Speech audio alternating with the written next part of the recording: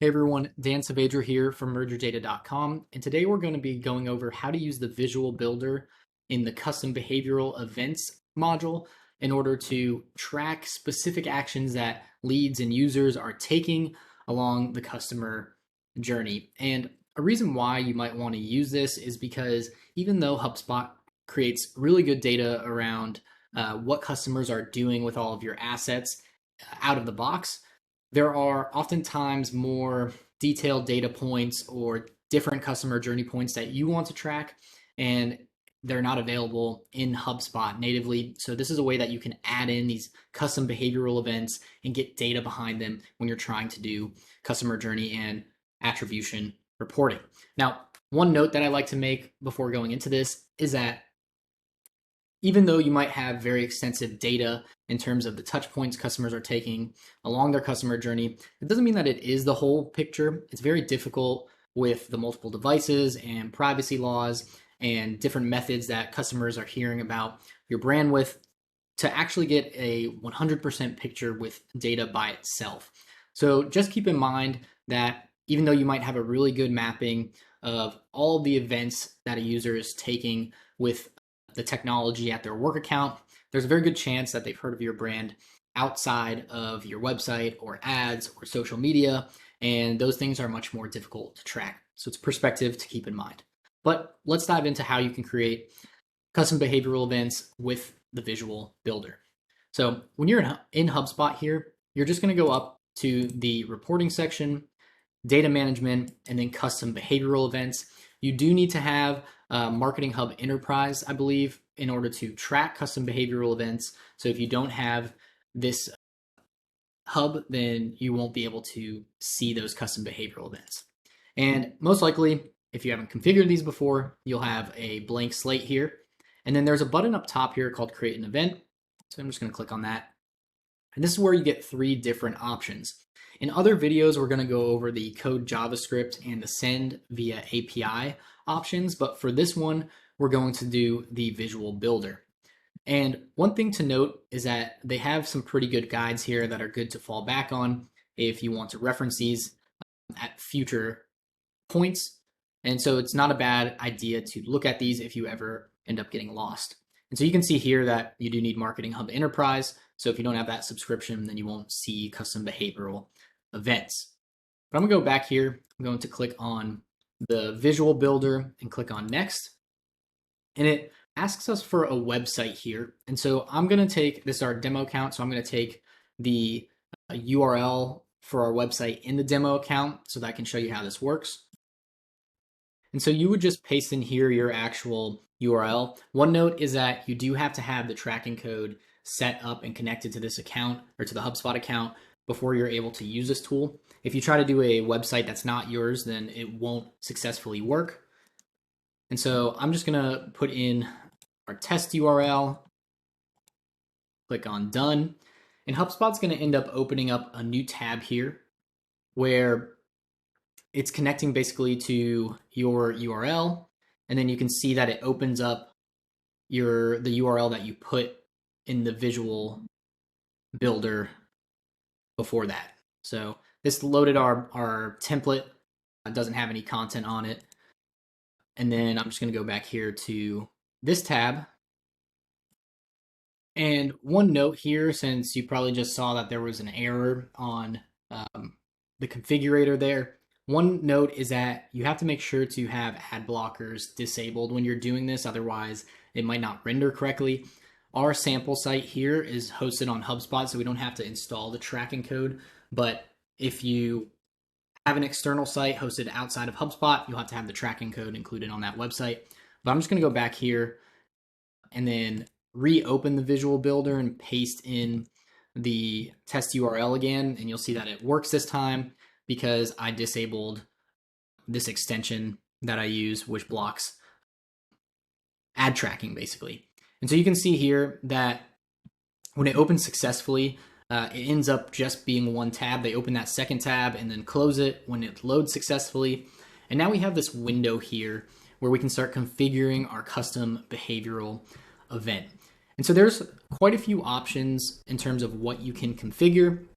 And I'm just going to walk through a couple of these here. So let's say number one, we want to just name this test event for now because we haven't looked at the types yet. We can click on next, and then you can see that there are two different types of custom behavioral events that you can configure through the visual builder. So the first one is visited URL, and the second one is clicked element. And both of these can be very useful if you are simply tracking a customer journey down a funnel by page loads. You don't really care about what their interactions are on the page. Then you can just do the visited URL and create specific behavioral events that label that URL that they visited, and it'll be a little bit more detailed than the standard timeline activity of page views that HubSpot fills out on its own. And so you can use these custom behavioral events as more accurate triggers and logic and workflows so that you can populate properties and develop custom reports. And so it lets you go a lot further than what standard page view activities will show you on the contact, on the deal, etc. It's a little more difficult to build those reports and update properties based off of the standard events that happen. So we're going to click on the clicks element one instead because visited URL is pretty straightforward. I'll take that back. We'll do visited URL first just so we can walk through each of the steps. And so what I'm going to do instead is I'm going to do about page view, the customer viewed the about page on our website. So that's going to be our description. We'll select visited URL and click on next.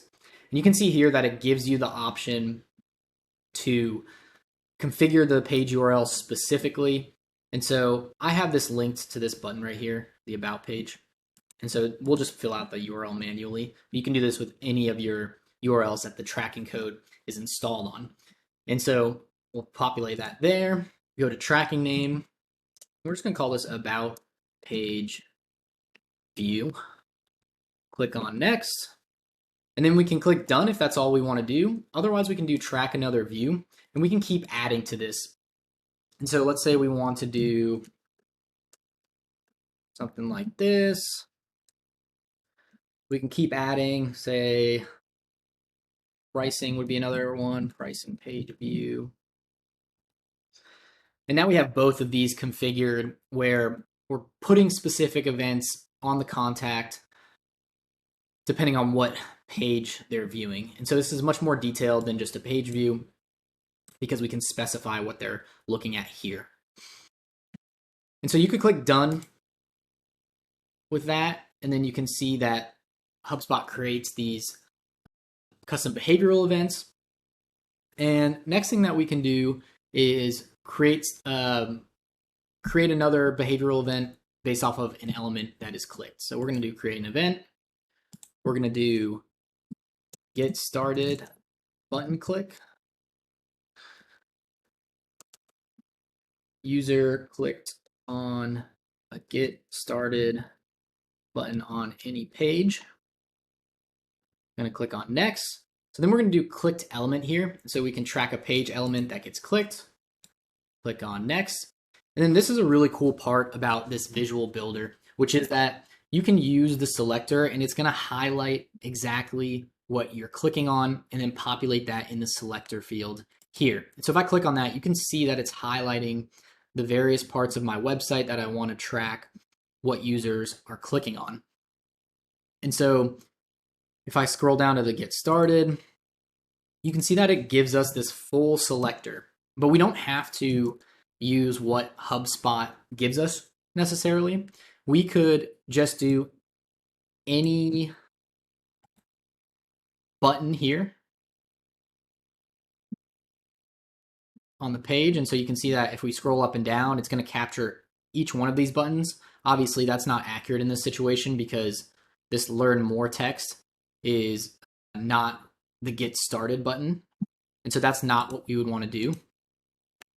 Instead, we would either want to restructure our naming of certain classes and IDs of certain elements on the page, or we would want to just leave it as is with the current selector, and you can see that it doesn't have anything else that it will track. And so if I was to just leave it as is, we get started, button click below quick setup banner. So we can get really specific with that. We can even choose other things that are not buttons. So if you have, let's say, a video on the page and you want to see if someone clicked within that video element or clicked on that video element, then you'll be able to track that with the custom behavioral event there. And then that goes for any other thing on the page. So a really useful tool in terms of being able to specifically pick what element people are clicking on and then labeling that as a specific event that logs to HubSpot. So I'm just going to click on next here. And it's the same thing as the page view where you can go and track another click, but we're just going to click on done here. And then you can see that they created the event. And now we're just going to go back to the list of custom behavioral events. Going to go back here to HubSpot.